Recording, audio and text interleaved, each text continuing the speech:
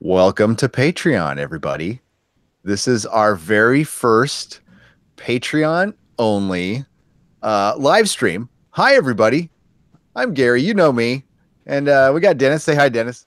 Hello. Hi, Dennis. Hi, Dennis. God, don't ever fucking do that again. We're going to play it fast and loose. Sorry I'm late, everybody. But yeah, I had to pick up a kid, blah, blah, blah.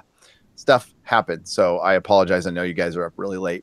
So this is our first official Patreon video. I put one up and then deleted it because I had mic issues and put another one up. So please let me know if it double charges you this month. It's not supposed to, but if you did get double charged, I will refund you guys. So apologies on that one. For those of you who have the upper tiers, this means that your packages will go out. So this weekend, I'm going to get your packages together and send them out. So you should be getting them. I need to contact you all and get addresses. So I'll be doing that sometime tomorrow. So get back to me by Monday. As soon as you can. But I want to try to send everything out on Monday. I'll give you all tracking numbers, and it's all super legit. And yeah, so I know I have not read all the instructions on Patreon. So it does say charge per creation. That is not something we're going to do. So you're only going to get charged once a month. I think that's how it goes. But I mean, for whatever reason, we're only going to charge you once a month. So we thank you so much for your support. We really appreciate this. Thank you. Yeah. And you're going to get a lot of exclusive content. We know it's support for the channel. So your suggestions for videos are actually going to go on our YouTube channel. That's going to go, and then we're going to give you full credit for the suggestion. I've made up a little graphic today. So at the end of all of our videos, your name's going to go up, or your handle, I should say. And yeah, I'm super humbled, and thank you all for doing this. There was a little weirdness. It's weird charging people for this stuff. So again, yeah, thank you so much. And we're going to, hopefully it's worth it. Hopefully it's worth it. So tonight we want to, we're cracking open the DVD vault. This is an idea of John's, actually, that we love so much. And we recorded our first one a year ago, but we're going to do a lot more of these. And Dennis suggested Solomon Kaine, and I said yes, because I love this movie. And yeah, I did too. I mean, I was just telling Gary in our very, very long pre-production meeting, all of 5 seconds, that this movie was originally supposed to be released in the U.S. Back in 2009 when it was made, and then they pulled it for some reason. They only released it in Europe. And I remember reading about this because I was waiting for it. I'm a huge Robert E. Howard fan. I have the entire run of the original Conan books that he wrote, Solomon Kaine, Call the Conqueror, all that kind of stuff. And was very disappointed to learn that there was just going to be European only. And I got pissed off, and I downloaded it. Don't say how I did it, but so I have the European version of it. And I guess a year or two later, they ended up releasing it in the US, but on DVD only, which was kind of weird. They cut it a little bit. I think there's about 5 minutes out of it, the US cut. And that's what we're watching tonight, as we watch the US cut, which can be found on Netflix, by the way. So it's on Netflix if you guys want to watch it, because that's what we just watched it on tonight.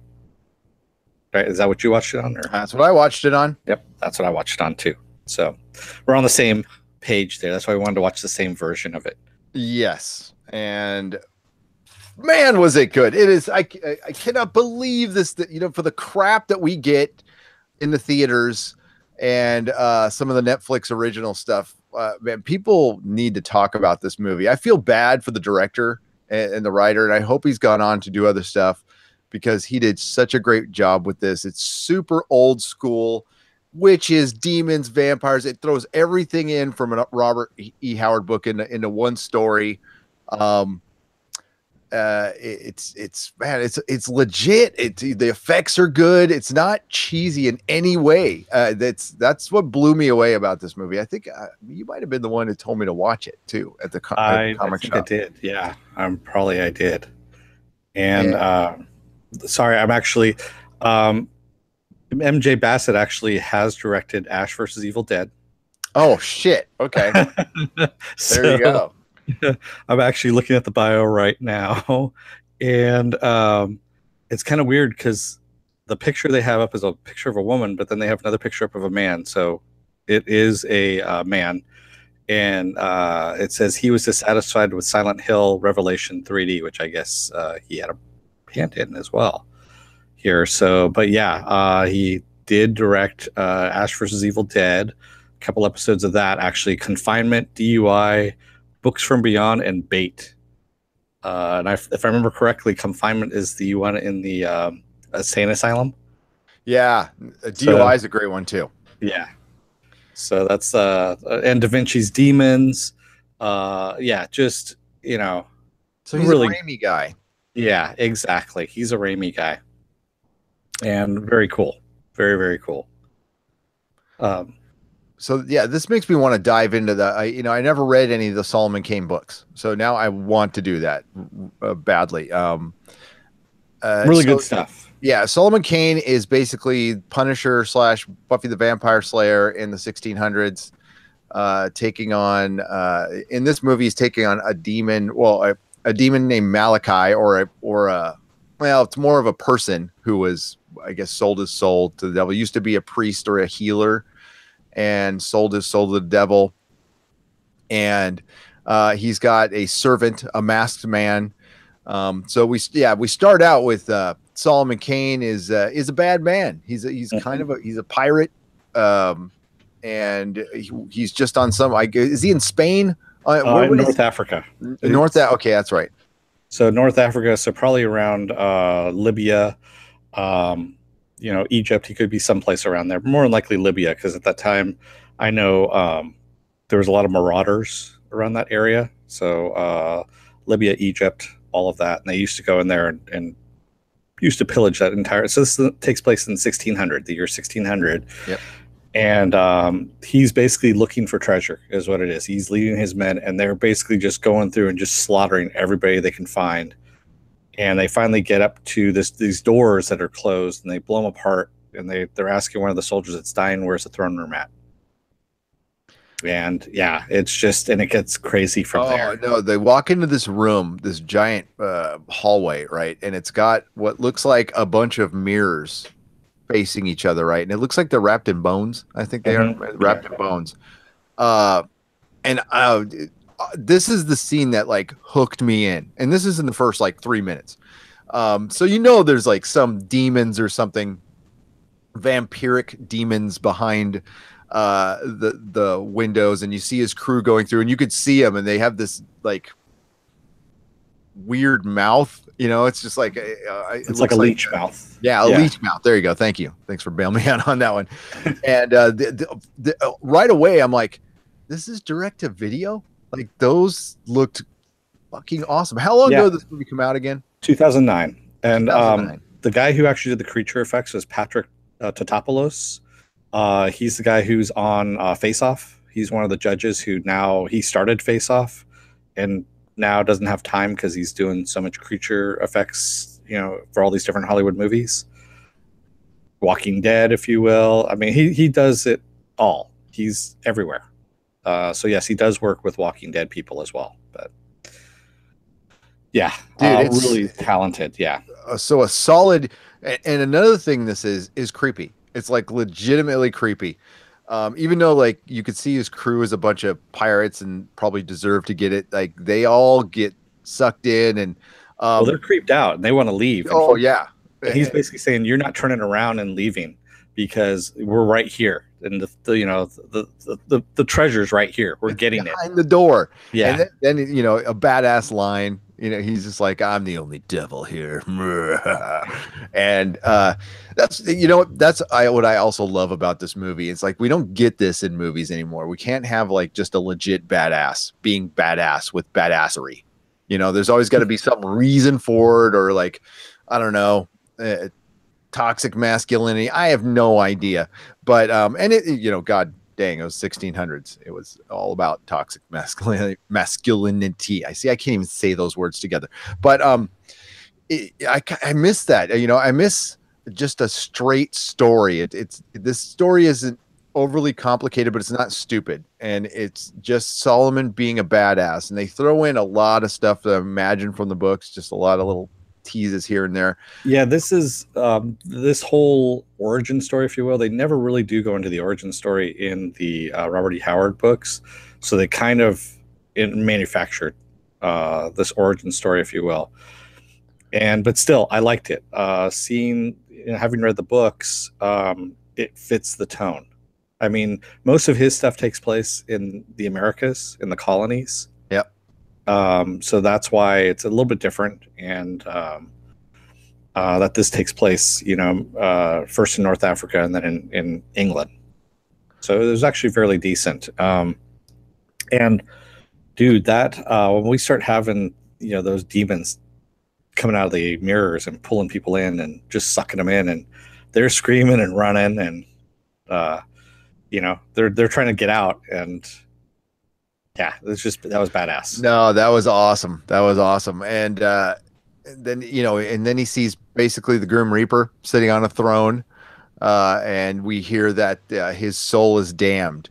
Mm-hmm. So he's the Devil's Reaper, and he was coming to collect the soul for the devil. The devil basically said, "It's time to collect.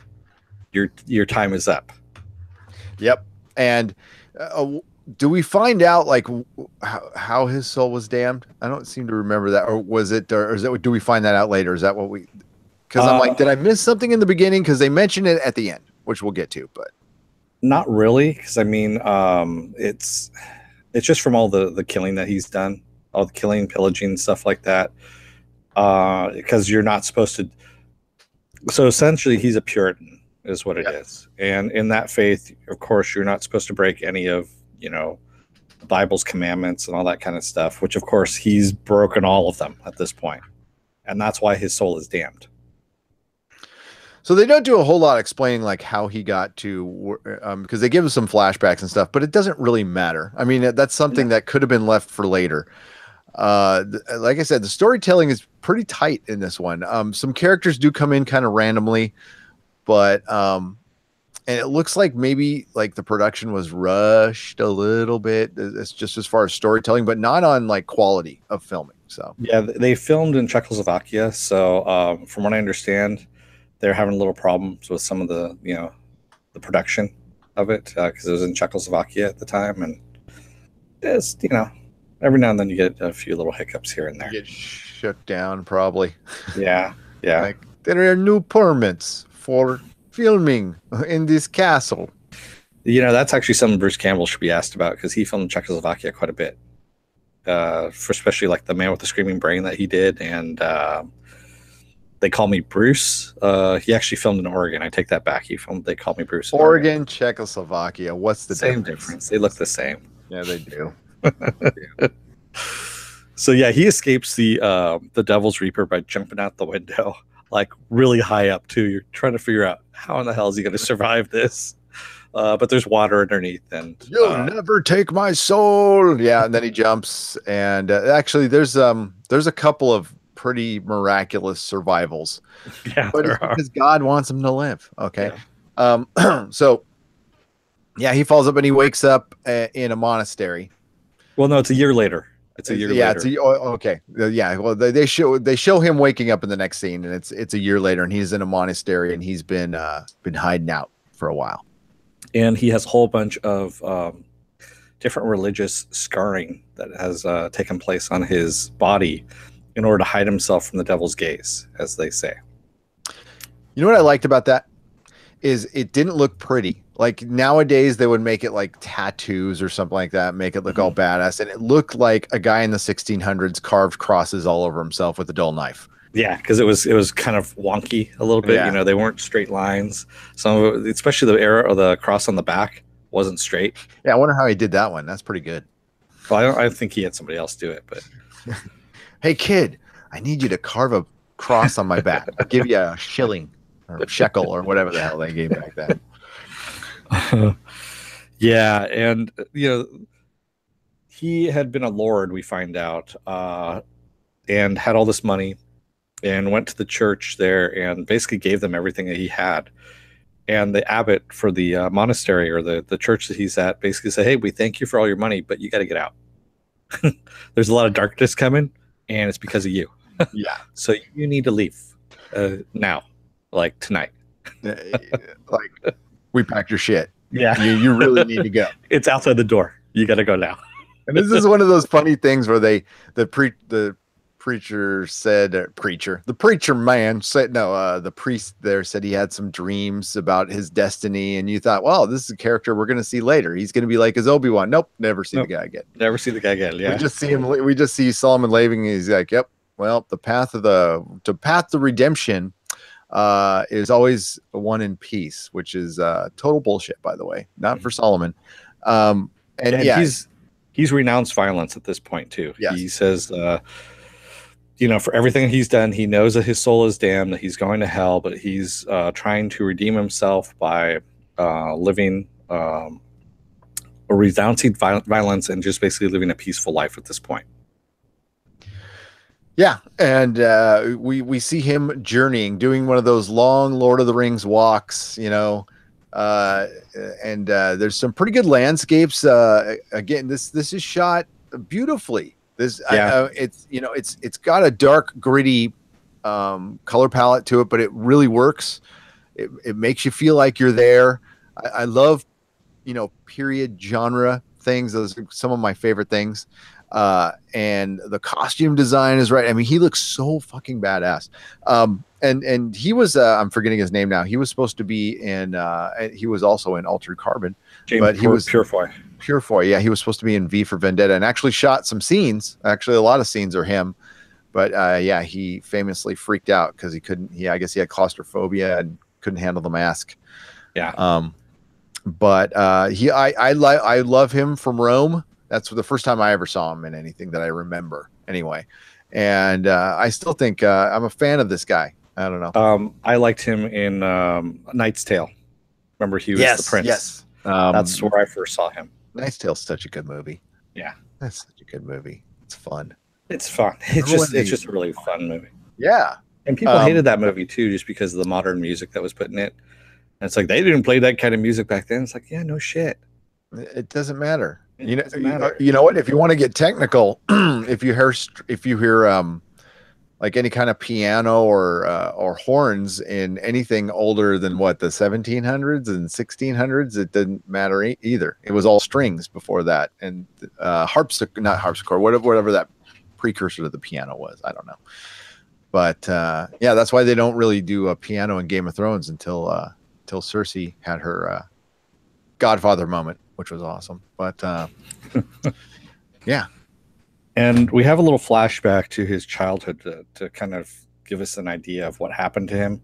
And this is where we get another cameo, if you will, Max von Sydow. Yes.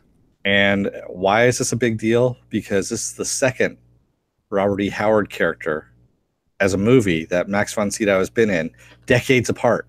Because he was in the original Conan the Barbarian with Arnold Schwarzenegger as King Osric, the king whose daughter is under Thulsa Doom's spell, and he's hiring Conan to get her back.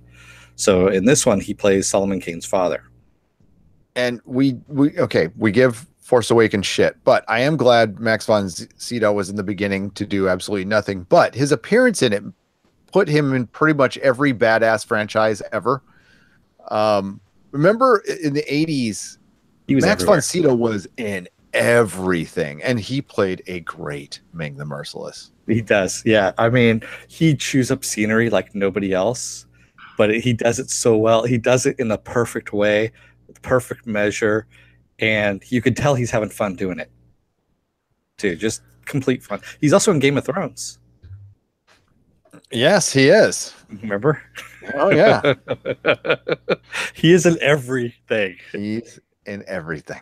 Every genre imaginable, he is in it. God, I wish he would have been in it longer, and you would have found out the identity of the three-eyed raven, who, spoiler warning, is Brynden Rivers. And his character, I mean, George R. Martin's only had him appear a little bit in some books, but that is one of the best characters in the Game of Thrones lore. Kind of any relation to Nick Rivers? No, Philip Rivers. He's the brother of Philip Rivers, the quarterback from the Chargers. No, got it. And Johnny Rivers. No, I'm just kidding. You know who Nick Rivers is, right? He's a bastard. He's a Targaryen bastard. A Targaryen and a Blackwood married. So he's a noble bastard, but he's still a bastard. As opposed to me, I'm not a noble bastard. I'm just a bastard.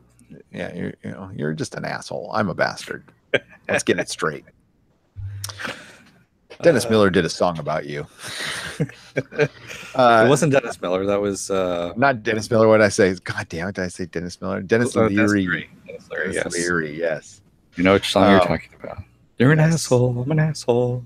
Walks around in the summertime saying, "How about that heat? I'm an asshole." Love that song. And so what we found out about his childhood is he was originally supposed to join the priesthood, didn't want to do it because his older brother was going to be the one that took over the lordship of the castle. And he leaves. He basically says, screw this, I'm not going to become a priest. And his father says, I'll disown you if you leave. You'll get nothing. And he's like, that's fine. See ya, bye. And he takes off, and he's probably like, 11 years old, 12 years old at this point? Yep. Which makes him middle-aged, yeah. In the 1600s. So. Yeah. And so he just pretty much takes off. At this point, we go back to him walking in the forest, and this family in a wagon comes up. They're Puritans, and they ask him if he wants a ride, and he's like, no, that's okay. I'm good walking. Just be careful. And they say, yeah, you too, and see ya. And he takes off. And as he's camping there by himself, he gets set upon by some bandits, gets robbed of what little he does have, gets knocked out, and he's not going to fight them. He says, I'm not going to fight you. I've renounced violence. And they beat the crap out of him and knock him out. Yep. They're all good. This will be an easy job. Yeah, exactly. Like easy payday. He comes to, of course, in the wagon of the family. They've come back and they've picked him up. And the father is played by the late great John Postwaite, who, if you don't know him, he's been in just about everything. Pete Postwaite, excuse me, not John Postwaite. Pete Postwaite, and he's been in pretty much everything British that I can think of. I think he was even in Kroll, was he not? Yes. Yes, he was. He was. And he's got the face of a bad guy, and he plays some great bad guys, but he plays an equally good. He was so good in this. Yeah. Real quick before we dive into the, I want to remind everybody, if you are watching, I don't know, we don't have no viewers right now, so that's fine. But if you are watching this on Patreon, you can. I shared the link in there. You can on the bottom corner of our broadcast here, you can pop in that link. What this is an unlisted video on YouTube.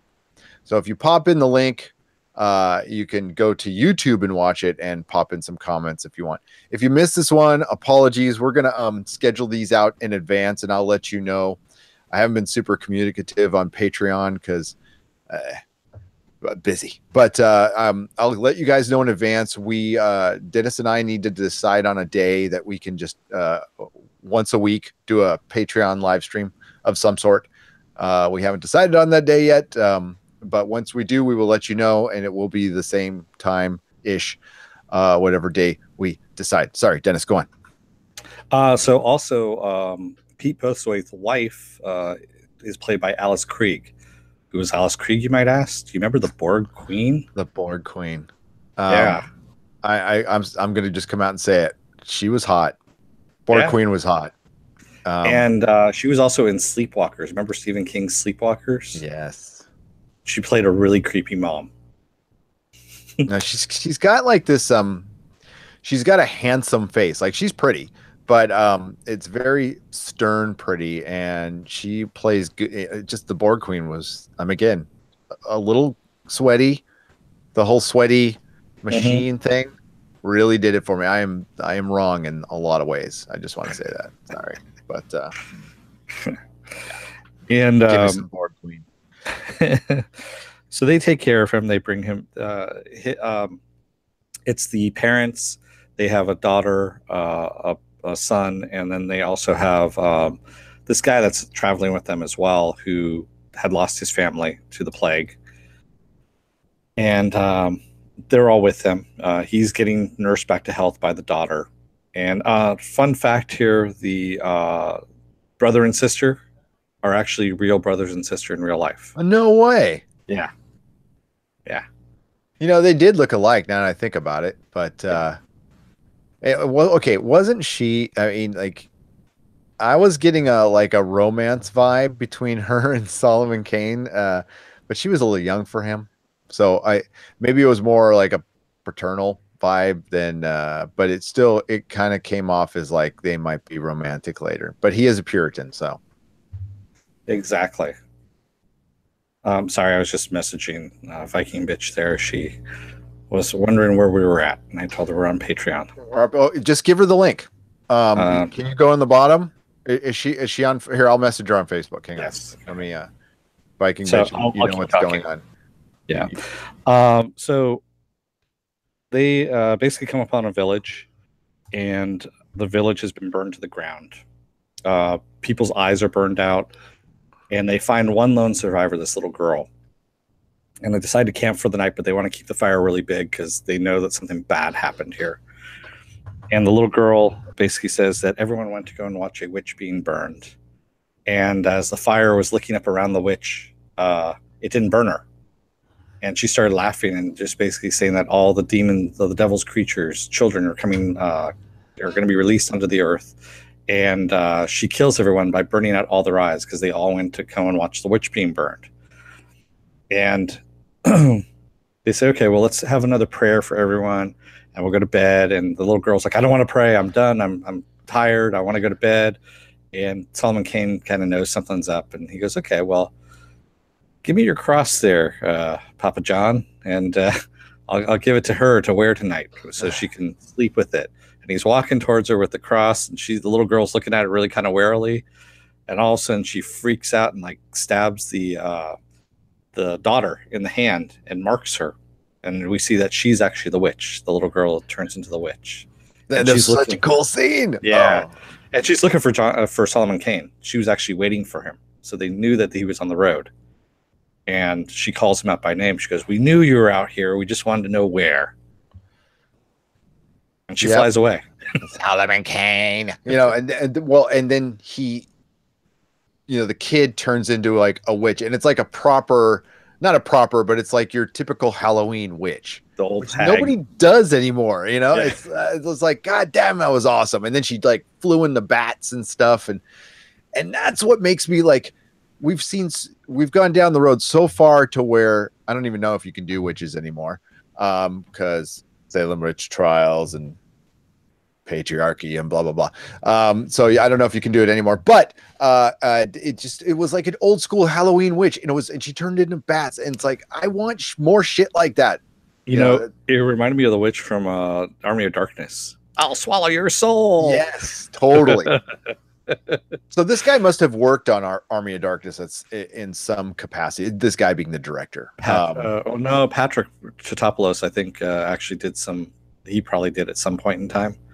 Well, I'm saying the director might have been like some gaffer or something like that. He might have been some low level guy. Yeah. You know, because he would have been a lot younger back then. But yeah, it seems like he has some kind of relationship with. Renaissance, is that what it's called? Renaissance Pictures, yeah. Renaissance Pictures, yeah. There's got to be some, because there's a lot of connections there. Plus, he did 4 episodes of Ash vs. Evil Dead, which is what a quarter of the series. Exactly. Almost, so,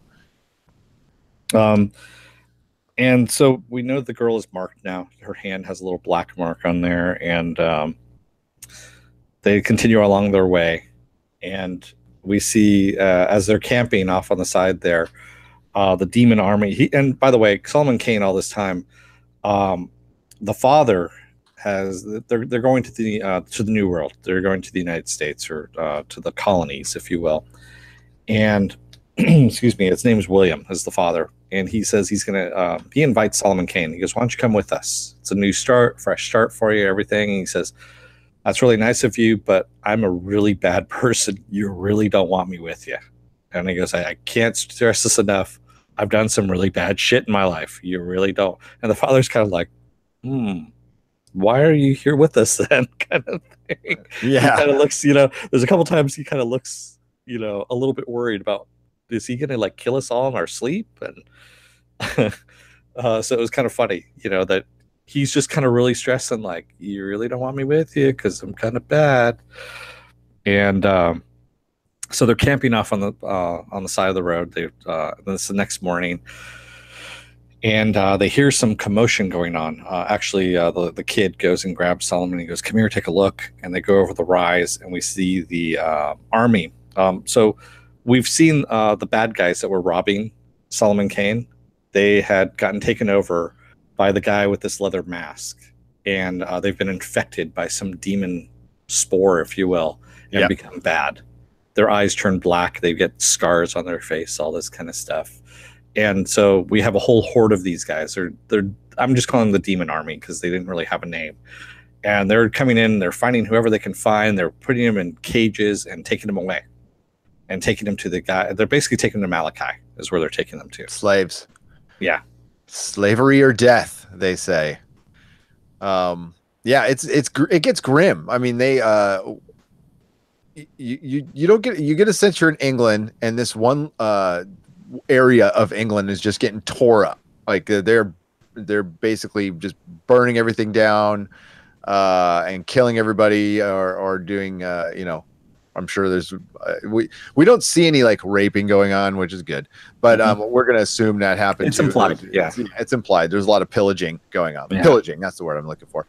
So yeah, it's and again, they really do this well. I mean, like violence, the horrible violence is done really well. You feel like you're in this really big world. This looks like a I'm gonna go off on this a lot, but it looks like a big budget movie.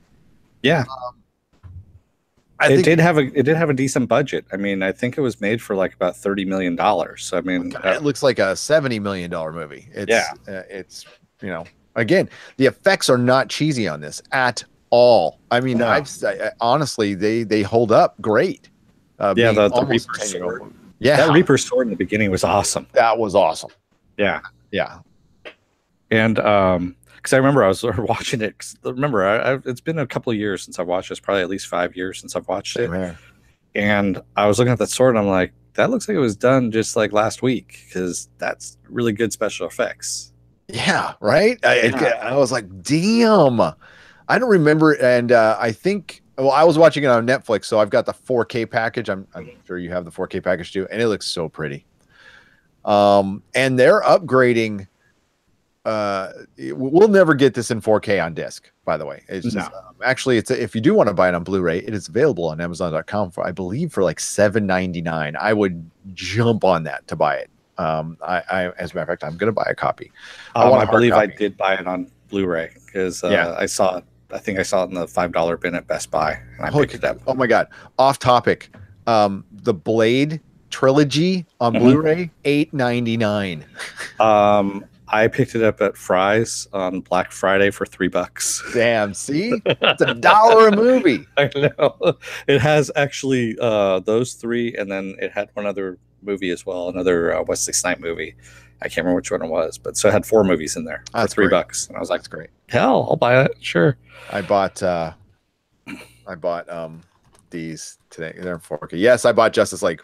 I did. God damn it. That's okay. I have Thor Ragnarok. I got that too. Yeah, 4K.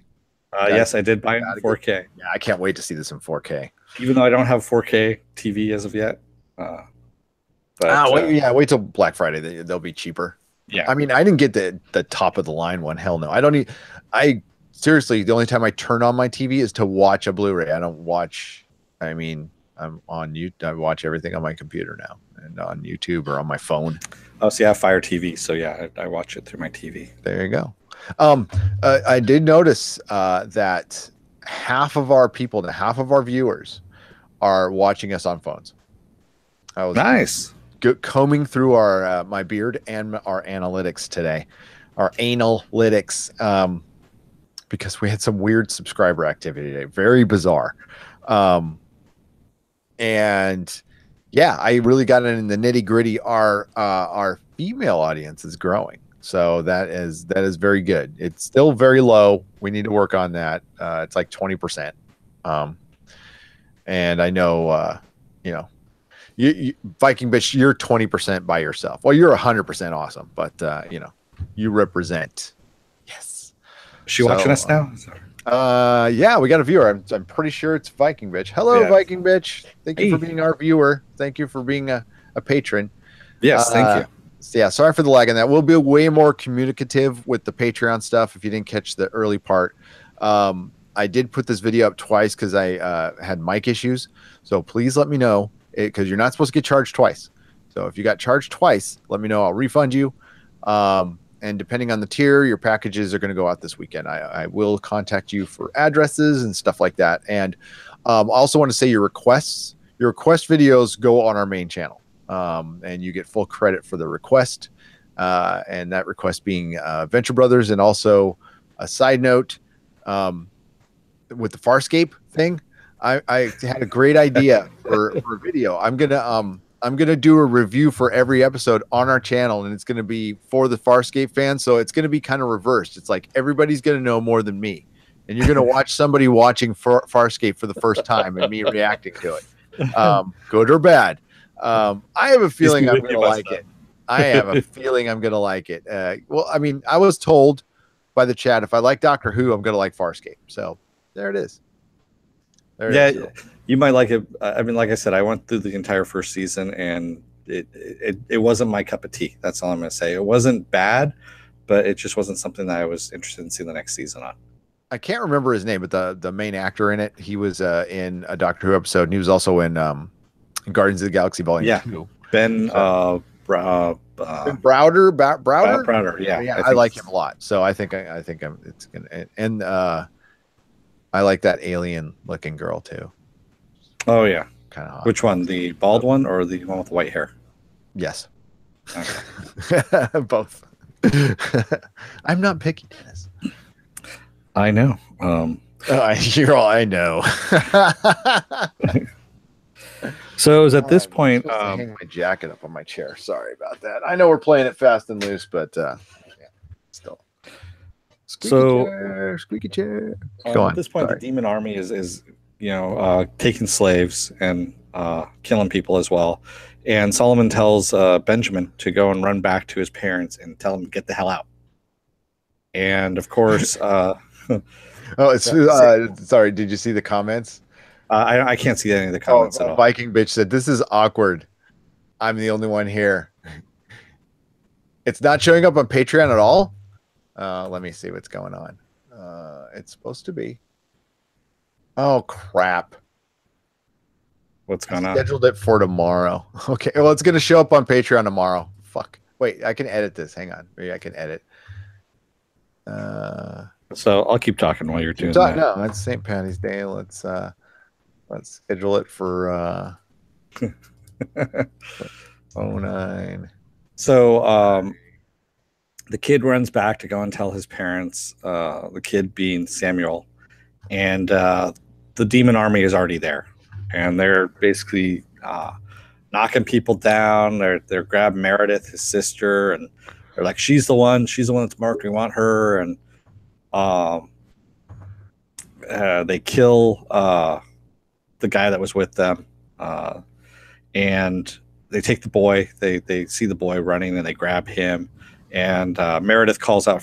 Actually, the boy calls out Solomon's name. He comes running, and he sees these guys holding on to the boy, and he's just like, "Let them go, and I'll go with you. I'll do whatever you want." Because like, he's the one we want. Solomon's the one we want. So we find out the demon horde is actually looking for him, and he says, "Let everyone go," and he goes, "And I'll go with you. I'll do whatever you want." And the guy who's holding on to him, hold on to the boy, says, "You know what? This boy has more heart than all of you combined." And he slits the boy's throat. Which, were you kind of surprised by that? I was very surprised that they did that.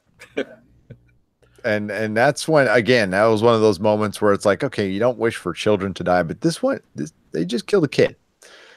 Yeah, this is for real. This got stakes, and they're not done with Solomon Kane. They punish him in this movie. Yeah.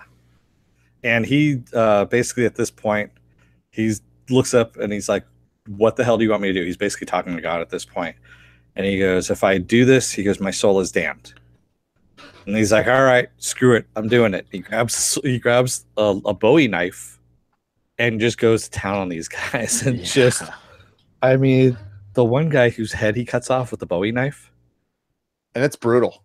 Yeah, dude. I mean, it wasn't just one swipe. It was like 5. He's holding the guy and he's like, he was hacking. Yeah, hacking, and it was just hacks his head off. And it looked like fucking real. Yeah. Yeah. So, I mean, if you're squeamish, there's going to be a lot of gore in this. Well, not a lot, but not as much as a single episode of Ash vs. Evil Dead. But there's some gore in there. And, of course, he isn't able to save Meredith. They take Meredith away on horseback. And, of course, he's not able to save, excuse me, William either. The father, he gets stabbed and left there to die. And, of course, the mother's still alive. So the mother's the only one that's left alive. She's cradling William in her arms, and he comes over. Solomon comes over, and basically William says, you know what? You need to swear to me. Can you get my daughter back? Swear to me. He goes, if you do it, then your soul will be saved, is what he says. He says, that's the oath. He goes, I say this as my dying words. And so Solomon swears to do this, and that's his mission now, is to save Meredith. Funny story, real quick. Yeah. When I took Indigo to go see Thor, and it was Logan, Indigo, and the other kid. Remember Anthony, the kid who lived with us for a while? Yeah, the kid I practically raised as well. That scene in the beginning of Thor where he's swearing to his dad, like, you swear to defend Asgard. And he's all, I swear. The kids could not stop saying that the rest of the goddamn day. All I heard in the back of the car was, I swear. And they're just talking to each other. They're all, do you swear to defend this car? I swear. So every time I hear that, that's all I can think of is my little Indigo, which is hard to believe right now because he's 6 foot. Fucking 5 is like him, a little kid voice going, I swear. Yeah, sorry, that's just remind me. So Solomon interrogates one of the dying soldiers and finds out, because we didn't know who the big bad was at this point. We didn't know him by name. And we find out now that the big bad is actually Malachi, not the guy with the leather mask. The guy with the leather mask is being controlled by Malachi. And Malachi, no one knows. He doesn't. No one's seen his face. He's out in some castle somewhere, directing everyone around. What's going on? Oh, she just said that's adorable. Thanks, Viking bitch. And she also says, thanks for reviewing Farscape. I hope you like it, but if you don't, I will live. I'll probably like it. We'll see. We're gonna find out Thursday night. So basically Solomon just starts going around killing soldiers, man. He's following them, and he's following these infected soldiers, just cutting a swath through them and saving people, looking for Meredith. He can't find her, and he's pretty much thinks that he's lost her at this point. And he comes across a burned out church to pray, and there's a priest that's going to knock him out, or we think he's a priest anyway. And he turns around with a knife, and the priest goes, oh, wait a minute, everyone's welcome here, kind of thing. And they start talking about how the evil has taken over the land. He doesn't even know what land he's in. And he finds out he's back home. Basically, he's in his own land. Yeah. And this priest is, by the way, the guy who kept losing his eye in Pirates of the Caribbean. Yeah. and in Game of Thrones. Yeah. It's really fun. It's a who's who, a veritable who's who of English actors. Yeah. And we find out that he's got a dark secret. In the basement, or in the trapdoor underneath the church, is where all his followers are, and they've all been turned, and they've turned into these weird ghouls, I guess is more. That's about the only thing I can actually say. And he says, I'm here to tend to them, and to hopefully turn them back one day, and to feed them. And Solomon Kane's like, what do you feed him? Of course, he's bent over the hole. Bent over the hole. He's like, good. What do you feed him? I wonder. He gets kicked into the hole because it's flesh, of course. And this is the creepiest scene for me in the movie. Yeah. Is when he's just fighting off these hordes of demons. Every time he stabs one, they go nuts and start feeding on the one that's been injured. Yeah, that was great. That was great. And they look so good. Yeah. They looked a little bit like orcish Mm-hmm. and vampiric And zombie. and zombie. But they had like ash gray skin. It was really good. Yeah. And he finds basically, he hits the wall and sees that it kind of disintegrates a little bit, and he sees there's a tunnel, and the tunnel actually leads underneath the graveyard, and that's where they've been hiding out. So they have like all these little niches in the walls where they're sleeping, or lying in wait, if you will. And he's having to fight them off, at the same time. He's got a torch in his hand, a sword in the other, and he's just trying to fight these things off. And he finally sees light up at the top, barely gets out, and we find out they get burned by even moonlight. So that's why they've been hiding underground. That was cool. Yeah, so they need to stay under there. It might have been the church ground, but I think it was the moonlight. Yeah, I think that was like any form of light burned them. And he runs into the three guys who robbed him, who, of course, at this point are turned. And they're like, oh, you again. I remember you. You're the guy who won't fight, who won't put up a fight. And Solomon's like, things have changed a little bit. I'm going to kick your asses. And he basically just just rips them apart. Except for the last guy. The last guy, he holds the guy over the pit, the open little doorway where these things are hiding out at, and they're reaching for him. And he says, tell me, have you seen this girl? Because he's got a picture of Meredith. He's got the painted picture of Meredith. And the guy's like, she's dead. She was killed. And he goes, are you sure? And he's like, yeah, I'm sure. Are you really, really, really sure? Yeah, exactly. Because I don't want to die. And he's like, screw you. He pushes him into the hole, and of course he gets eaten. It's at this point that Solomon's just like, yeah, crap. I'm screwed. I'm damned because I couldn't finish my mission. So what else do you do when you're damned? You go and drink a lot. I decided to drink before I was damned, and then got damned, and then drank some more. I'm still damned, but I just stopped drinking. Sorry, it's not about me. It's about Solomon Kaine. I'm way ahead of you there. What are you drinking there, pal? A little Jack and Coke. A little Jack and Coke, or is it Coke and Jack? It's Jack with a splash of Coke. Splash of Coke. What's a splash like? I waved it over the top. There you go. What kind of? Well, I was about to say what kind of Jack Daniels. I would have punched myself in the face if I said that. I have a friend.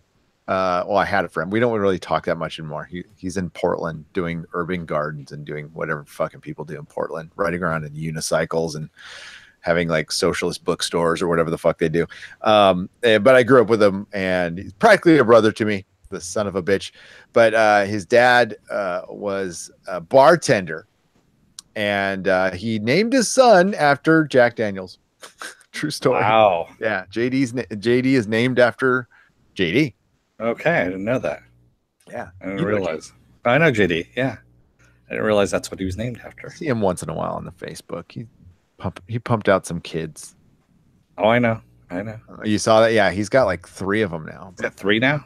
Yeah, his wife was a surrogate, so he was very fertile. Wow. Yeah, before they got married. Yeah. And by the way, there are 2 different Jack Daniels that I have. I have a single barrel, and I also have the regular Jack Daniels. So tonight is the regular Jack Daniels for those of you playing at home. Playing at home, playing what's Dennis drinking? What's the best stuff to drink to me, or was that the best alcohol to drink to me? I still can't remember the name of that damn vodka that my wife drinks. It starts with an S, or it's not Smirnoff. It's I can't remember. It's expensive. Yeah, I don't know. She says it drowns me out very well.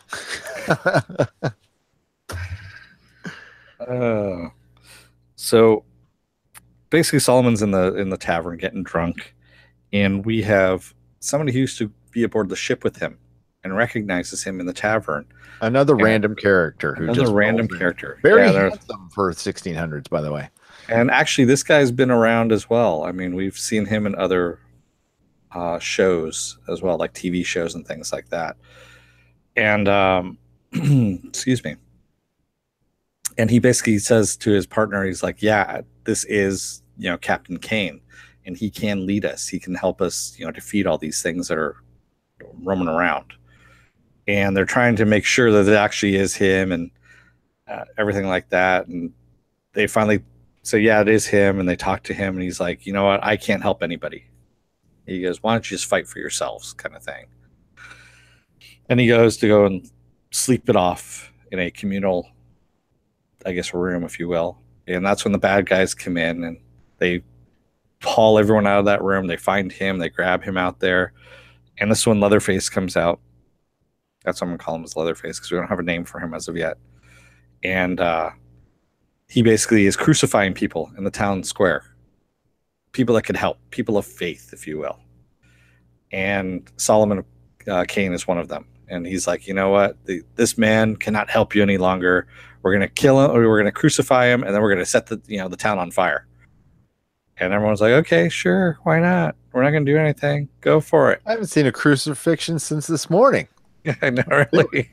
And again, it's brutal. These crucifixions, they show a couple first, and they're doing, the nailing through the hand thing, which is the extra cruel crucifixion, which they didn't usually do. They just tied your hands up. That was enough. You were going to die. And I had forgotten this. I'm like, wait a minute. How does he get out of this one? Oh, he doesn't. Yeah.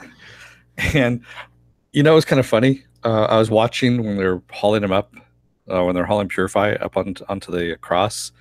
And if you look at his face, I think they almost dropped him at one point during that scene, because he has that look of, "Oh my shit," And so I think they almost dropped him at one point. So he has that kind of look of terror for a second, then he's like, he gets back into it again. Go back and watch it. It's actually kind of. You're in Czechoslovakia too. It's like, if I could die from a minor injury, it's like we are in 1600. Exactly. Just kidding, Czechoslovakia. I'm not. And so they haul him up there, and they start burning the town, and they're riding away. And Meredith happens to be in the back of one of these cage wagons, and she sees. I don't know how she can tell that that's him from a distance, because he's got all this hair. It's covering his face. His head's down, and she starts screaming out his name. And he looks up, and he's like, "Huh?" And she passes a wall, and then she comes back out again. She can see him again, starts screaming his name. He sees her finally and starts screaming her name, and realizes that she's still alive and his mission is still on. And he says, "God, grant me the strength. I have the power. Power of Grayskull." And he pulls out his hands from the nails. Just really nasty. I mean, just pulls them out, then takes the rope off of his chest that's holding him up and just drops to the ground. And of course, Leatherface has left a group of guys there to watch him die. And they're going to take him out. Excuse me. And that's when the cabin lackey comes in, the ship lackey comes in with his guys and kills all those guys, and they save him. He's really lucky. This guy's really lucky. He keeps getting saved quite a bit. Jumping out that window, then getting saved by the robbers, and all this kind of stuff. So he's getting healed by a pagan witch. People against goodness and normalcy. Don't forget. I know, really, which is just really funny, and nice Dragnet reference. Thanks, man. We're probably going to review that. That's been in my head lately. What do you mean? What's the Virgin Connie Swale? What happened to her? Connie Swale? Sorry, I'm asking my wife what vodka she drinks. What vodka do? I mean, it's not like I can't just walk up and ask her in the next room. This is a Patreon video, but this is the modern age. I'll just text her. She's literally 15 feet away from me, but nah. And so we find out that Solomon's old family home has been taken over by Malachi. And that Yeah, it's just kind of a bad deal right there. And he's like, well, I didn't even know my father had died. I thought he was still lord of the castle. And he's like, oh shit, and I gotta really go back there and I gotta take care of business. And he's pissed at this point, and he just wants to go back and start killing these guys. And they're like, whoa, whoa, whoa, ease up there, Tiger. You just got out of the hospital. What it exists as a hospital there in the 1600s. And you want to go and start fighting this dude. And he's like, yeah, get your shit together. We're going. And that's pretty much, he's got this little ragtag band of crew. And they're like, well, you're not just going to storm the front gates. And he goes, bitch, I lived there. He goes, I know how to get in through the back door.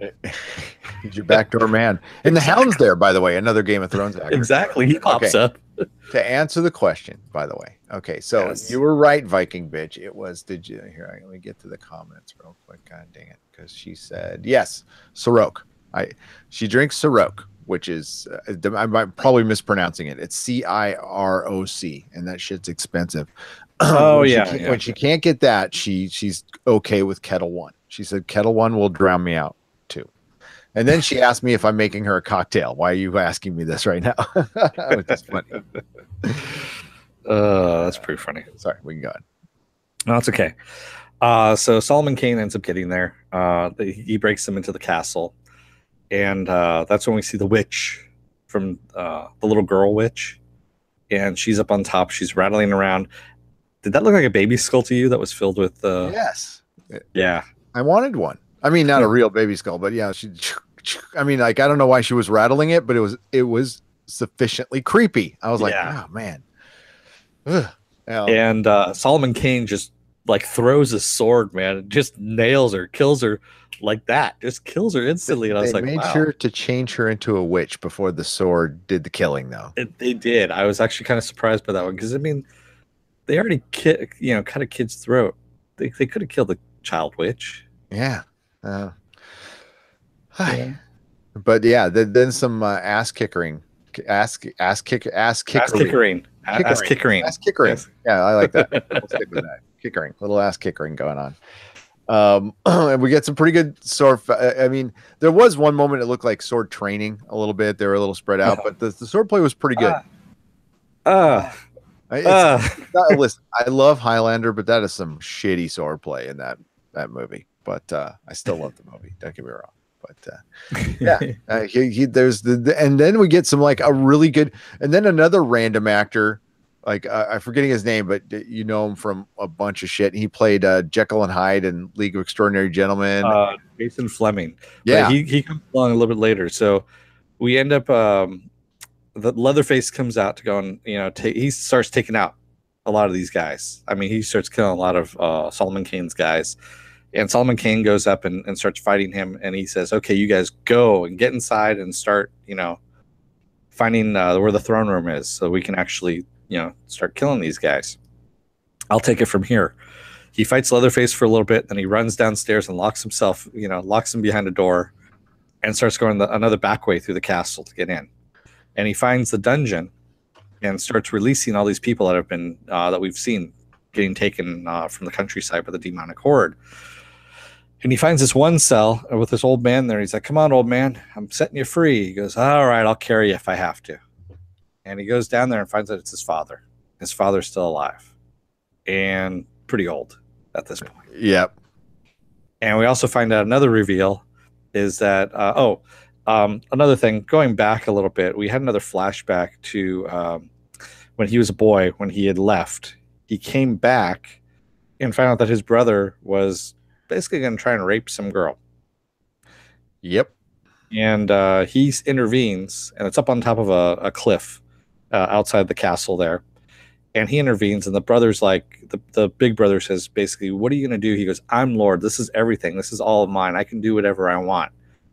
And young Solomon pulls out a little knife, and he grabs it from him. And he says, get away from here. Basically, I'm going to kill you if you don't do, whatever. And Solomon pushes him. And the brother stumbles and falls backwards over the cliff and falls to his death, supposedly. Well, we find out that wasn't the case. His father basically says he survived the fall. Your brother Marcus survived the fall. But priests couldn't help him. Doctors couldn't help him. So I called in Malachi, who used to be a healer, but had sold his soul to the devil. And he was able to help him. So the man behind the leather mask is your brother, Marcus. Dun, dun, dun. Dun, dun, dun. And he's not the same because he has been put back together quite well. Humpty Dumpty was never ever be put back together quite well again. So he wasn't that well to begin with, to be honest with you. Yeah, he wasn't that well to begin with. And basically, Max von Sydow says, he says, I'm being kept alive because as long as I'm alive, Marcus will be kept alive forever. And that's what they're doing, is they're keeping me alive through magic. He goes, but if you kill me, he goes, his protection spell will be done. And so he grabs Solomon Kaine's gun, holds it to his chest, and Solomon Kaine kills him. And protection spell is gone. Yep. God mode activated. Yes, God mode. Take a little drink there out of your Deadpool glass. I did. Yes, like my little Deadpool says bottoms up. I do. This is actually from when I went and saw them at the ArcLight. They were giving those away. Nice. Well, not giving them away, selling them. So I had to buy one, of course. Excuse me. So we go up there and we get up to the throne room, and we finally meet Malachi. And Malachi has all these mirrors again. Same thing like we saw in North Africa at the very beginning. Yep. Only he's got this one gigantic mirror behind the throne room. And it's got a really big beastie back there. Uh-huh. A huge beast. And he says, the devil's come to collect your soul again. And he goes, and this time, we've brought somebody to collect it for you. It also has Meredith, by the way. She's in a cage. Yep, she's in a cage. Very convenient. But and he says her innocent blood is the only thing that'll release the creature. So he cuts her hand and sucks out some blood and spits it on the mirror. And that's when that opens up. And in the meantime, he's fighting Marcus too. So Marcus has come in, and he's fighting Marcus, trying to get to Malachi. Malachi's releasing this creature, and he finally kills Marcus after setting him on fire and cutting off his head. I mean, just really, it takes a little while to get this guy to. And of course, and then he's all be at peace, brother. The brother I always effing hated, and be at peace as I chop you to pieces and set you on fire. Yeah, and stomp on your ashes. And I felt the love right there. I really did. Really. So Solomon ends up, basically playing tag with this big fire creature. It was like a fire bone creature. It was actually kind of cool looking. It was very cool looking. A little bit gamey in the way, video gamey, but still very cool looking. Yeah. And he's playing keep away from it, essentially. And it's destroying parts of the castle here and there. And he pulls out his gun and shoots Malachi in the head. And with Malachi's head exploding on the back of the mirror, his blood splatters on the mirror. It sucks in the creature, and it also sucks out the curse from Solomon's soul. Yes, it does. Sorry. My phone went off real quick, which is the end of the movie. And yes, it sucks the curse. And for a minute, I thought he was going to die. I did too. I'm like, oh, are they going to go there? That's pretty crazy. Yeah, but it turns out Meredith is, there and cradles him and says, the curse is now lifted from you. She's going, I've got something that'll heal you right up. Mm-hmm. Solomon. Can I see your cane? Sorry. I was so crude. Oh, man. And not even funny. That was not good. I promise never to do that again. I should pay you guys back just for that. Really? Yeah, that was terrible. Sorry, go on. So that was basically how we ended it with him. His soul is now free, and he is going to kill. What did Viking bitch say? She said, "Oh, that is what bit me a couple weeks ago concerning the vodka, the Ciroc." Oh, I say, I was just bugging Jody to get over here, and I inadvertently just forced him to become a Patreon. It's about time. Nah, no, thank you. I like how you inadvertently forced him. I need to use that in a sentence again. I hate it when the devil comes to collect my soul. I know. And then he goes, well, for your soul, he'd be all, I'll come and get you. But for mine, Viking bitch, he's all, I can actually wait. I'm okay. I'm okay. There's better souls out there.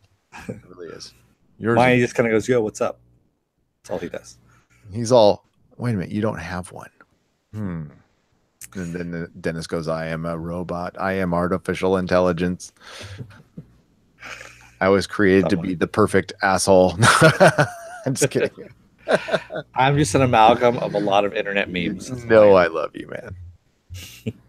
I'm just an amalgam of a lot of internet memes. That's all I am. You are. You're the amalgam meme. Jesus, that's 2 in a row right there.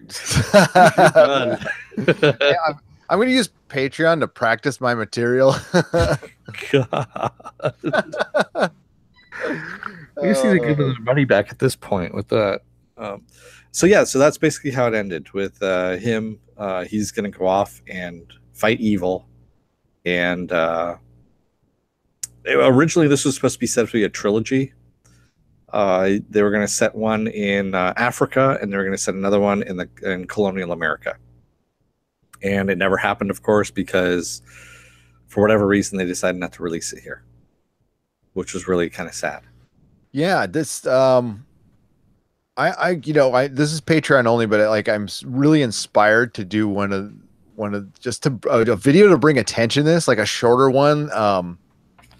To do something. I mean, like nobody else is doing it. Like this is a really good movie, and I'd be really interested to see what other people think about it, because this isn't just one of those schlocky movies. It isn't. Hollywood doesn't miss much. Okay, they don't. But I think that a lot of people missed it on this one. This was it's a shame, really. And hopefully, it's not just from us or somebody gives it a resurgence, because I'd love to see another one. I would absolutely love this. I love this character. It made me want to read the books. So there you go. You know what I would love to see, to tell you the truth, considering that it's in the wheelhouse, I would like to see Renaissance Pictures take a crack at it. Dude, hell yeah. I mean, let the same director direct, but have Sam Raimi produce it. Mm-hmm. I think it would be expensive, but it'd be a great TV series. Be a great TV series. Yeah, actually, if you just did like an 8-episode series. Well, dude, yeah, straight up do it in the Xena world.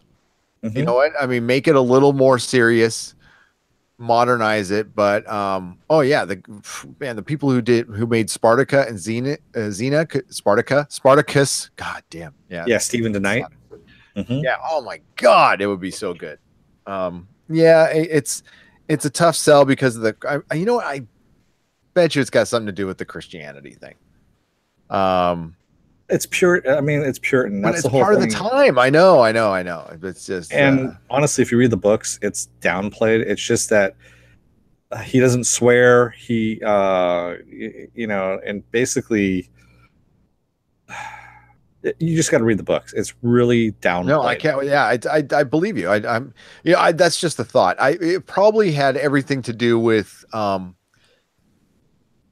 It was kind of ahead of its time a little bit. I mean, even though it was for 2009, 2009 was all about, freaking Dark Knight and dark and gritty and stuff. So, I think it would sell better now. Fantasy is a little more accepted. I mean, this is 2 years before Game of Thrones. So, and even though this is like fantasy much later and it's a darker fantasy, it's still it's fantasy horror. It's a mixed genre. That's why I love it so much. That's why I love it. So yeah, maybe it's just for us particular nerds, but I don't know. And I think it was 4 years before the Conan reboot, right? The Jason Momoa one, because wasn't 2013. Who I still liked as Conan. It was just bad writing. Yeah, it was just bad writing. And just bad direct. Dude, I saw that. Yeah. I saw that in a sneak preview. And it was a 3D sneak preview too, so I had 3D, because remember it was released in 3D. And the opening scene with him, which is accurate in the books, is that he's born on the battlefield. but it shows him in the womb with a knife going through his mom's belly in 3D. And everyone started laughing. And I was just like, really, guys? This is what you're doing? Come on. Yeah. And I knew from there it was just going downhill. Who directed that? Oh God, man. That was I have to take a look at it. I would have loved to have seen that Robert Rodriguez, Red Sonja. I would have loved to have seen that. Too bad him and Rose broke up. By the way, that was 2011. Was that Conan? And it was directed by Marcus Nispel. Yeah, it was a year after he did, or it was right after he did Game of Thrones season 1. Which, yeah, I mean, everybody's like, this guy's Conan, and as Khal Drogo, he was Conan. They just couldn't transfer it onto the. Okay, so the guy who directed this, he was the director for Pathfinder. I don't know if you remember Pathfinder. I remember Pathfinder. I love Pathfinder. Yeah, he was also remember the Texas Chainsaw Massacre remake as well? Yeah. He was the director for that as well. Really? Huh. Yeah. Huh. Huh. So, I mean, it's not like he's a shitty director. No, Pathfinder is awesome. Yeah. So I don't know what happened there. That was kind of weird. But you know, directors have so little power nowadays, especially if they're newer ones, and you know, so does like it's like John said, and once you get a script out, it gets just torn to pieces, and whatever comes out in film is maybe 15% of what was initially, and sometimes that's a better thing, but it's 15% roughly. Yeah, what you started out with. So yeah, damn good movie. Great movie. Yeah. Patrons, hopefully you'll see it. We're going to talk about this a little more. So if we repeat ourselves, sorry, but we'll probably do like a little video just to talk this movie up at some point. But yeah, also I'm going to be, I found a bunch of my old Comic Outpost stuff. And some of it sucks, so I'm not going to put it up, but some of it's kind of funny and fun. And I also have those interviews with those big comic creators. I'm going to start peppering that throughout the month. Nice. Again, you're not going to get charged for those. But it's patron only. It's exclusive content for you guys. We're going to do something once a week. It'll probably just a live stream, and maybe it's like one you can join in. You can just talk to us. We can give you the link, and we all just sit around and actually chat back and forth at each other. That'd be kind of fun, wouldn't it? So yeah. Let me know what you think of that, and please keep your requests coming. I've got a list of them, and I'm going to get to them as soon as possible. The first request is going to be for both Dennis and I will be Venture Brothers. So we're gonna go with Venture Brothers. That'll be in the next couple weeks. So we'll start. I don't know how we want to do. We'll probably do a video per season for each season. I was thinking. Yeah, I think that'll work. Okay, but that's gonna go on the main channel. But it's Viking Bitch. It's gonna be a Viking Bitch presentation. There you go. If I ever start a production company, we'll call it Viking Bitch. See, if I ever started a production company, it'd be Monkey Knife Fight Productions. I don't know why. Because of that one viral video with the monkey with the knife. It's pretty funny. No, there's an old timey like lithograph of two monkeys fighting with knives, and for some reason it always it ignited something in my brain for some reason. I always wanted to call it Monkey Knife Fight Productions for some reason. Well, that's kind of what the human race is to this day. Yeah, exactly. Knife. Yeah, I like how that plays. No, the one I used in film school was Twisting the Muse, and that was Gene Wilder said that when he was talking about he was had some writer's block on one of his Mel Brooks scripts that he helped write. So he said, "Well, I went upstairs and twisted the muse and came back down and finished the script." And I always love that saying, "Twisting the muse," huh? Yeah, my art school projects were always a psychedelic rainbow production. Psychedelic rainbow. It's a double rainbow. All right. Well, yeah. We'll mercifully put this to an end. We got 2 viewers now. How we get 2 viewers? That was Jody. Oh, it's Jody. Let's see if he popped into the comments. Oh my God! Boom! There's like 50 fucking Jody comments. Nice, I made it. Glad you're here, Jody. Happy to be here. He says. Then retracted, and then it says, "Awesome." And so was it my pushiness or am I a bad influence? It's just because monkeys are funny.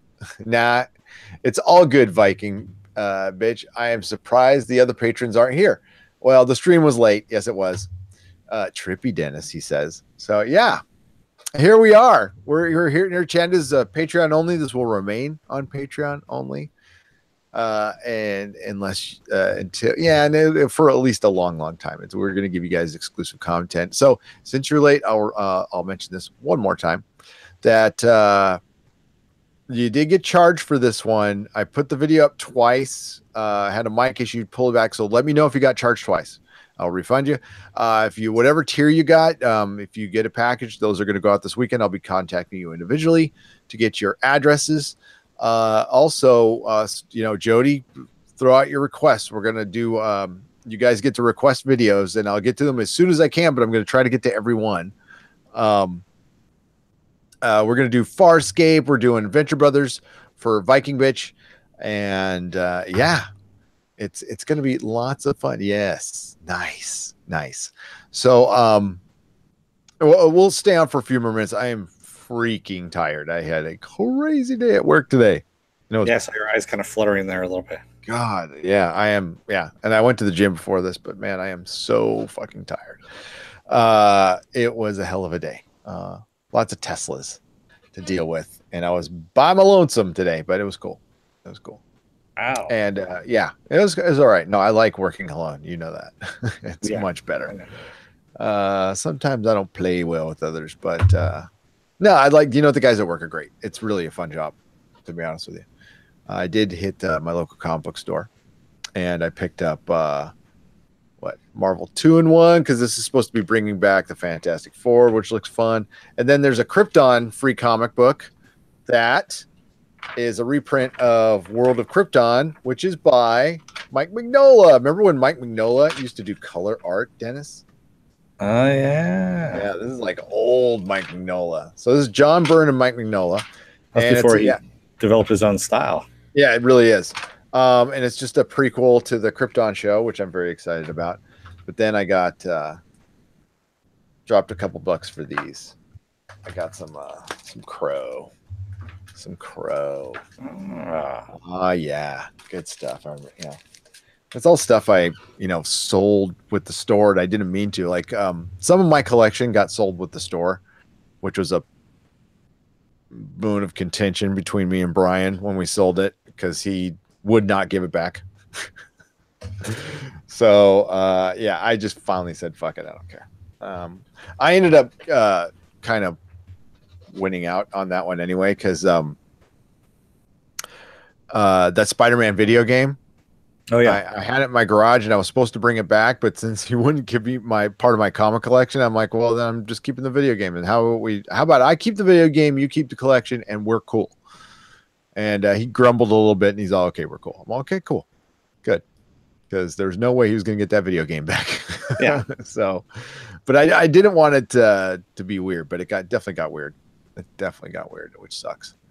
We did Solomon Kane. Did we discuss Infinity War? No, we did last podcast, and I'm sure we're going to discuss it a lot more. I really wish we'd gotten into it more, but we will in future podcasts. That Viking bitch says I was very funny tonight. You're too kind. I was not. I was punchy. This is as close to getting drunk as I will have gotten. Although I was really fun when I got drunk. I was lots of fun. You just think you were fun. I was told I was fun. So my wife, it's actually a line that my wife still gives me to this day. It's such an inside joke, but it's actually, nobody knows this. So I'm going to share it with my patron. She always she always looks at me and winks and goes, "You're a good time, Beekler." And this goes way back to our first good time. So it's, every time she needs to help me out, she winks at me and says, "You're a good time, Beekler." It's one of those inside married things. But okay. Let's go. No, I forgot about this missed one. I reviewed the earlier part I missed from Friday night, but you didn't get too much into Infinity War. We really didn't. And after the podcast, I'm like, yeah, we didn't really break it down as much as I'd like. So either we're going to break it down some more, or I will talk about it on Monday. I'll break it down, and then we'll talk about it again on Friday. So yeah, I really wanted to get into like the whole Cap's eyes turning yellow. Did you guys catch that at the end of it? At the end of the trailer? Oh, when he's grabbed Thanos' glove. Yep. Now it could be just a reflection, but it's already gotten the whole Cap's a Skrull thing going on. Well, also Shuri, when she's got the hologram, it's Vision's head, and it looks like it's damaged. Yep. Now it yeah, they've already spoiled that, like what's going to happen. Shuri's going to basically save everybody. She's going to save the entire Marvel universe, but that's cool. Mean Cap hulks out. Dude, that would be awesome if we like there's like a hidden portion of his power. The super soldier serum is well, remember originally it was supposed to be that Bruce Banner was, from what I understood, that Stan Lee had toyed with that idea at one point of them using the super soldier serum, and then the gamma radiation was just kind of a side effect, but then they were like, no, we're going to throw the super soldier serum out completely. It's just the gamma radiation for the comic. But then they brought it back in the Ultimates. Not just the Ultimates, but also in the God, what was it?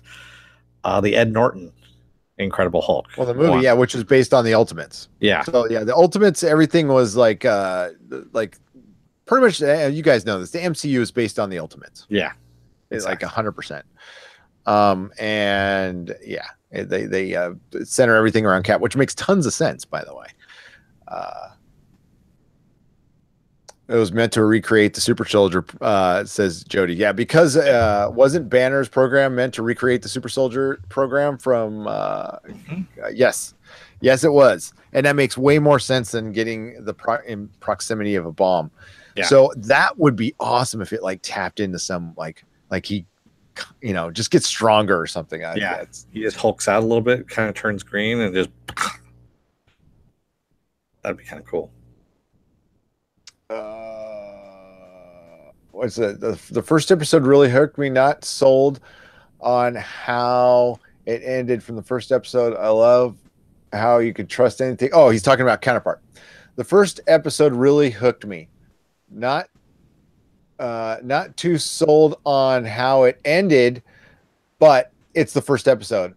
I love how you can trust anything you see because could just be in his head. Yes. Let it develop. It doesn't. They don't get too trippy on you. Oh, the Legion. Oh, sorry. He was talking about Legion. I'm way off there.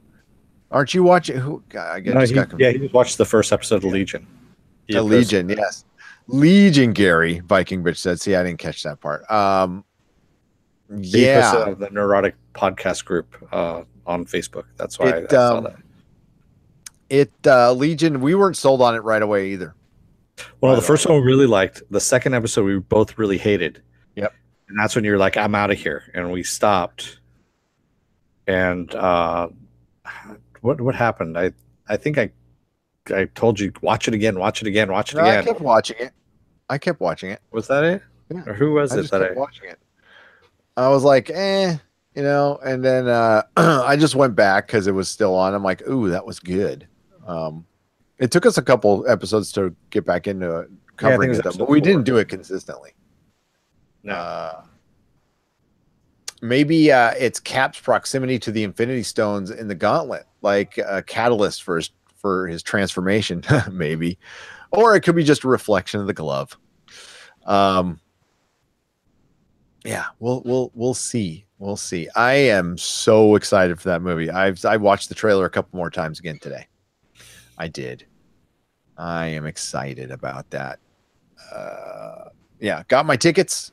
So, yeah, we're going to be reviewing it on the Friday night afterwards, but I'll probably pop on, Dennis and I, if you're up for it, Thursday night, I'll pop on for like a non-spoilery, which will probably be, it was awesome. It was so awesome. And it was really awesome. And that was it. But, Oh yeah, and yet another plug for Beyond the Black Rainbow after seeing all this trippy stuff recently. Okay, I'll check it out. That is next for me, says Viking Bitch. Oh, and by the way, the Frankenstein Chronicles is a new Netflix show with Sean Bean. It is? Okay, Yeah. so I'm gonna have to check that out now. Yeah, I just put it in my queue. So Dennis, you said you can't see the comments? I can't because I didn't know where I was going there. So, Well, here, what I'm gonna do is send you the link. Follow this link. Boom, boom. Go there. And then you'll be able to see the comments. You should be able to.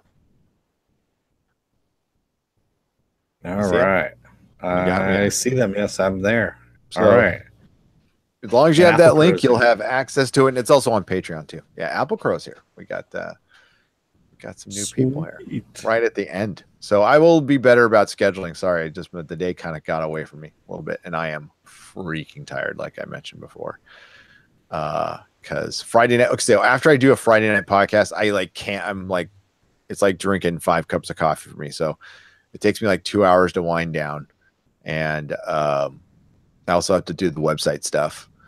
And then I dick around for a little while and watch some more YouTube and then jump on another, my friend will be doing a live stream. We're starting to step all over each other. We're not supposed to do that, but I will be guesting on Comics Division's channel again on Thursday. We're going to be going in depth into Marvel's Fresh Start if you want to hear about the comic book stuff. And I'm going to be talking with Feisty Fan again, who's a manager at a comic store down in Southern California. And we're just going to be talking about comic book stuff. Viking Bitch says Doomcock recommended Babylon Berlin on Netflix. I watched the first episode, but not sold yet. You're in contact with Doomcock, huh? I've got to message him. I'd love to get him on. I wonder how we can finagle that somehow, because I don't want him to break his character or anything. You know, we don't want to know who he is, but he came out with a great video today. Oh my God, it was so good. I don't know if you saw it, Viking Bitch, but it was about it was a little salty, but it was about the co-writer of Black Panther, talking about how Iron Man 1 couldn't be made because and it's really a dumb statement. He's basically saying, we made a hero out of a guy who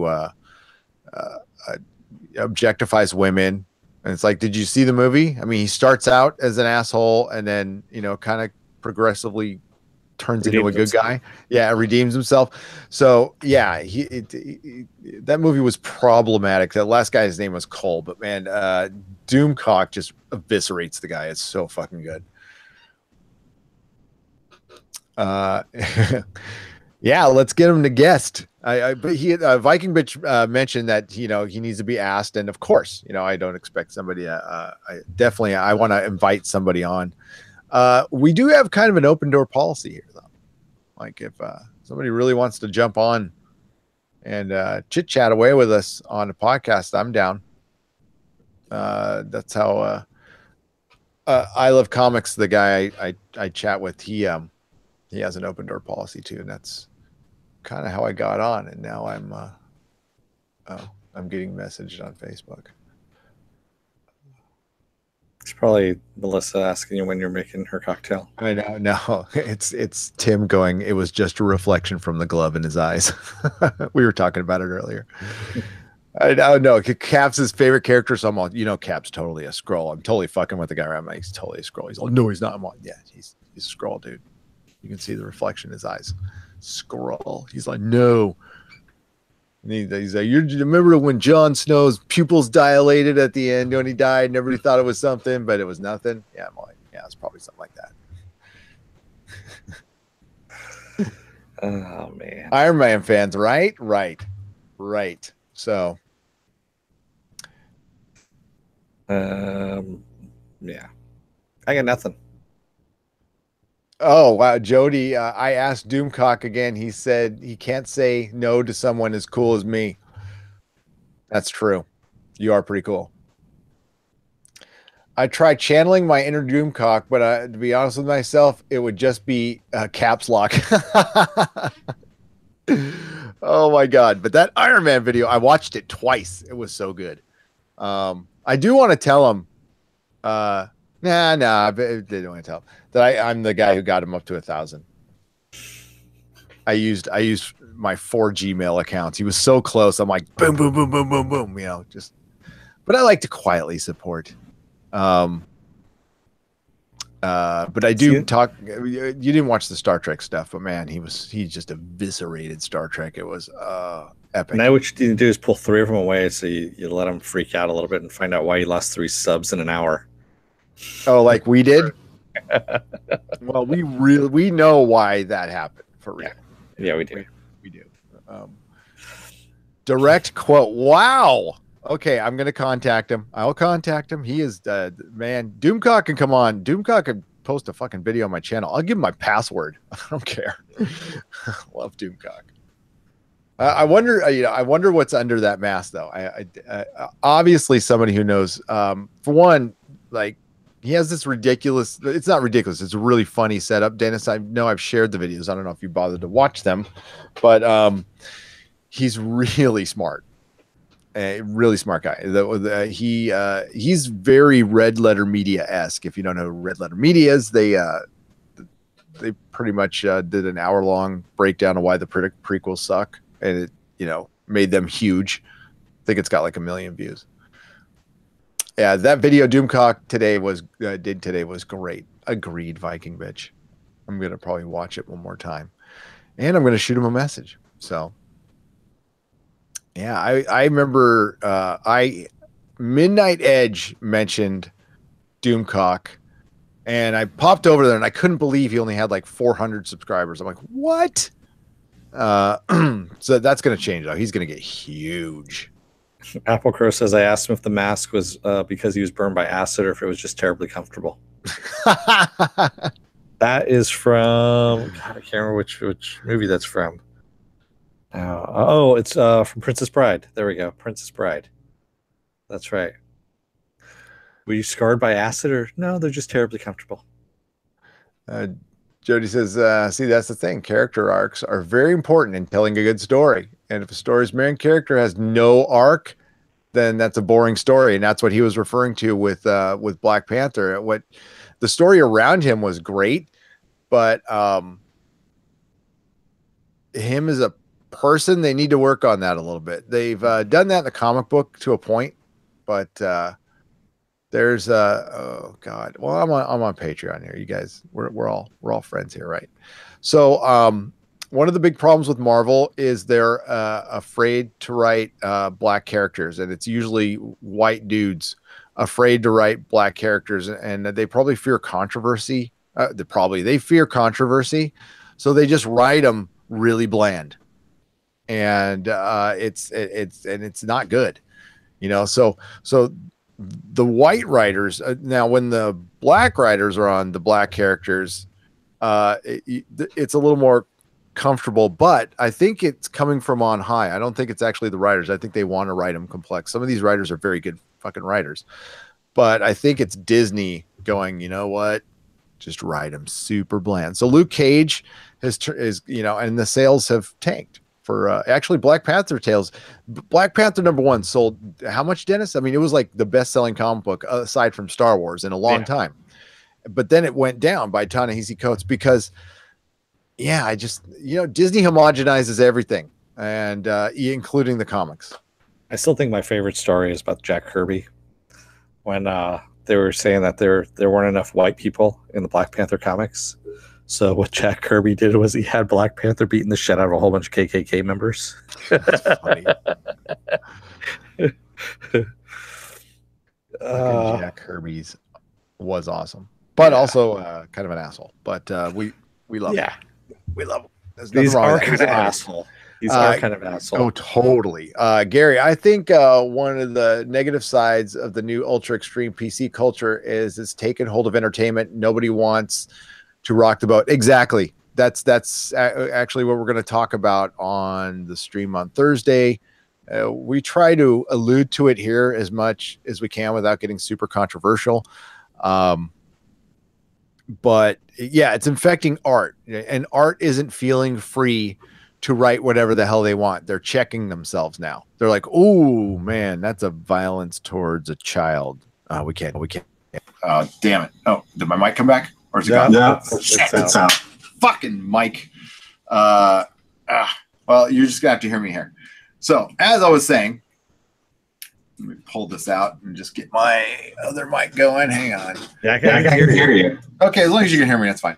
I hear myself too when I talk. I got to turn this down a little bit. Hang on.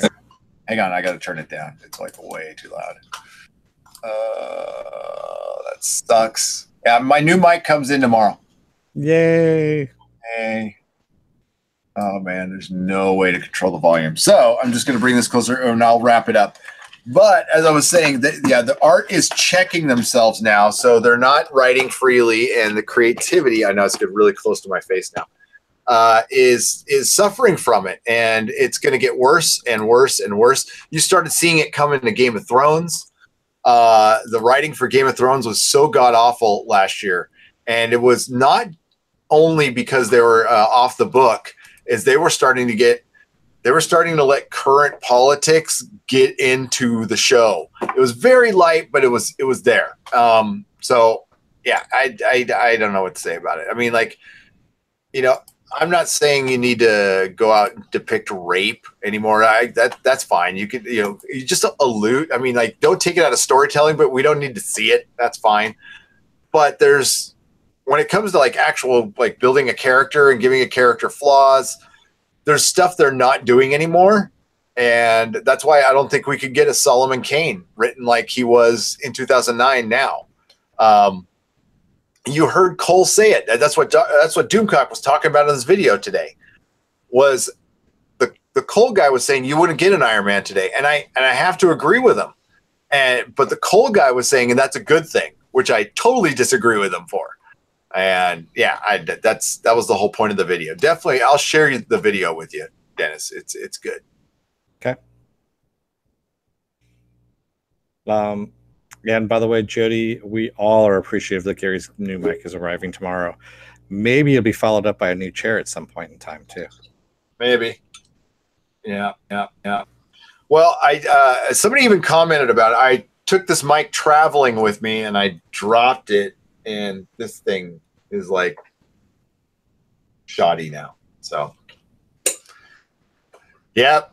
So I got a mic coming. That's what I love about the modern age and Amazon now, because I can get a mic on Sunday. So I'm very excited. I've also got like those selfie ring lights coming. Yeah, production value's coming up a little bit. Sweet. Yeah. And Dennis will get a background someday so we don't see light switches behind him. I like that light switch right there. Come on. Don't. And the remote right there. I really don't. That right there. Those two. Yeah. I think John and I have shared like 50 times those little partitions they sell on Amazon here. Yeah, they're like $50. Like, please buy some. Maybe Dennis can use some of the Patreon money for that. Viking bitch, yes, it is wrong that you're starting to like the squeaky chair. It doesn't squeak when I want it to. It's really intermittent when it squeaks. That's because it's shy. It knows that we're talking about it, and it doesn't want to bring any attention to itself. Yeah, probably. But I don't know. Here, I'm gonna show you the thing you need to buy very soon with the Patreon money. There we go. They have these at Aaron Brothers too, by the way.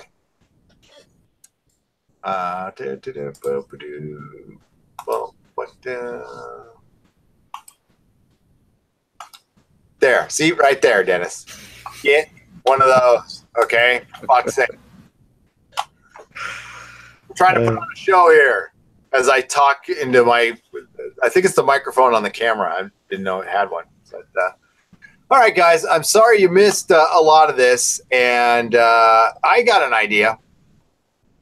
I think for future ones, we'll still give you the DVD vault reviews, and I'm going to throw up a bunch of stuff. Again, we're only going to charge you once a month, but why don't we do like once a month where you guys come on, like we call you, we send you a link, and we can actually physically talk to each other. Well, not physically, but you know what I'm saying. Talk to each other. So I don't know how you feel about that. You can remain anonymous if you'd like. You don't have to turn the camera on. It's through Google Hangouts, and all you have to do is just turn the camera off if you want to remain anonymous. Totally understand. And yeah, we can chat. That could work. A room divided against itself cannot stand. So it just sits down. No. Jody says, sounds fun. I think it would be fun. What do you think, Dennis? Yeah, I think that'll work. Yeah, it totally works. So we'll work out in the next couple days. I'll be contacting you, and let's all decide on a day we can do it. And yeah, we'll actually talk to each other. That'd be fun. We just chat for however long we want. We'll have your people talk to our people, or our people talk to your people. And yes, you are my people. Mm-hmm. You are my people. Oh my God, let me get this camera. Sorry, my giant face. Ooh, saw some of my closet door there. I don't know if I want to show the rest of the room. That's the for PEU, the Podcast Extended Universe. The Pew. The Pew Pew. All right, so I'm going to contact Goom Talk. Oh my God, I need to go. Yeah. I haven't eaten. I need to sleep, and then I need to watch one of these in 4K. At some point. What should I watch first? Thor Ragnarok. Justice League. Yeah, you know what? Watch Justice League. That way, when it sucks, you can go back to Thor Ragnarok. To paraphrase Iris from The Flash, we are nerdotic. Yes, we are. That was actually, that's great that you said that. That's what I was going to put on our shirts. And yes, you're going to get shirts. That's part of the deal with being on Patreon. So, yeah, I was thinking like I am nerdotic or we are nerdotic, but I like the we are nerdotic. Definitely. What do you think, Dennis? Sorry, I was looking at Jody's comment. He says, Dennis, have you seen Agents of S.H.I.E.L.D.? Funny you should ask that, because I just finished the last episode just before we came on. Actually, about half an hour before we came on. And interesting. They're actually starting to bring in some more comic book elements, finally, considering that's the last season. And yeah, I was actually kind of surprised. And Jake Busey, made a guest appearance, which is kind of cool. So I like that. That wasn't bad. But yeah, I'm still, dude. The show just needs to go. I mean, it's. I like some of the characters, but it's dragging out the season.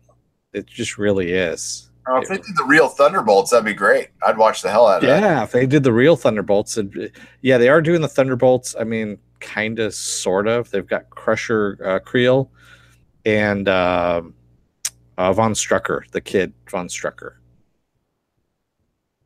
So they're bringing him in. Another Von Strucker. Yep. Jody, basically the writers have said that they're writing the very last episode of the season like it's the series finale.